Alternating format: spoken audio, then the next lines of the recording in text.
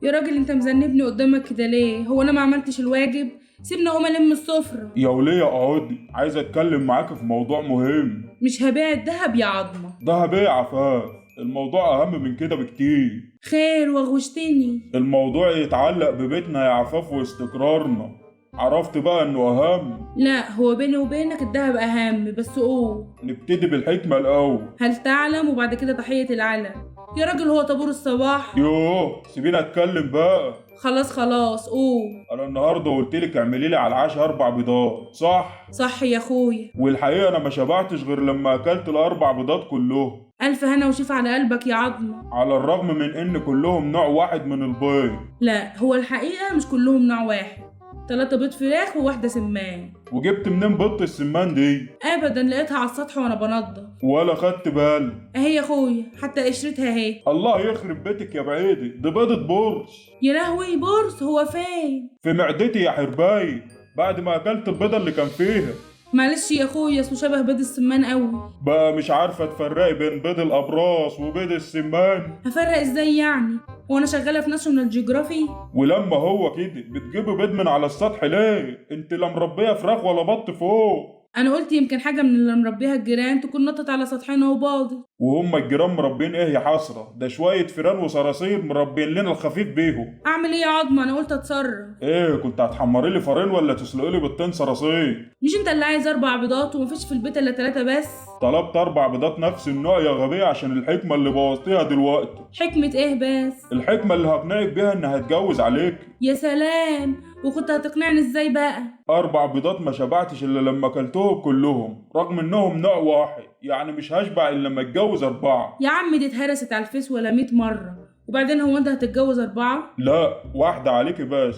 طب ما كنت تقول لي اعملي بيضتين بس، ليه 4؟ هي حكمه ولا كيكه؟ ما انا خفت اجود الحكمة تبوظ، قلت اطبقها زي ما هي من غير تعديلات. لا ما التعديلات ضروريه عشان تناسب موقفك. طيب من الاخر، قلت ايه؟ خبر اسود، انت بتستأذني يا هبل؟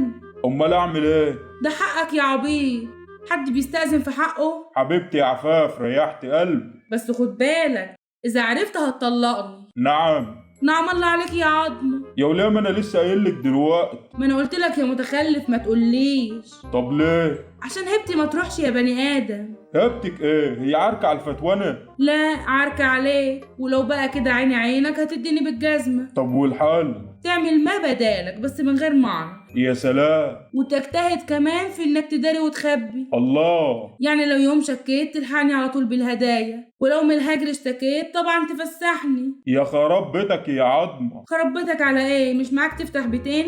يا عفاف الولية اللي انا هتجوزها عليك اصلا عشان تسدد ديوني وتشاركنا على البهاي. حلو، يعني مقتدرة ومعاها مالية، يبقى تدلعنا احنا الاتنين. ازاي بقى؟ اهو زي ما بتشتري لك بهايم تشتري لي انا بقى برفانات فساتين تظبطني يعني. طب انا هتجوزها، انت بصفتك ايه عشان تجيب لي؟ سايبالها جوزي. ايجار بالساعة يعني ولا ايه؟ لا خلو رجل. هو انا شقة ولا محل يا عفاف؟ لا يا اخويا انت اغلى، انت راجل ملو هدومك، شوف المفروض تدفع كام فيه. يا عفاف هو انت بايعالها خروف؟ لا هجوزها جوزي. يا وليه تجوزها مين؟ ده انا اللي شايطها. وانا اللي هطنش.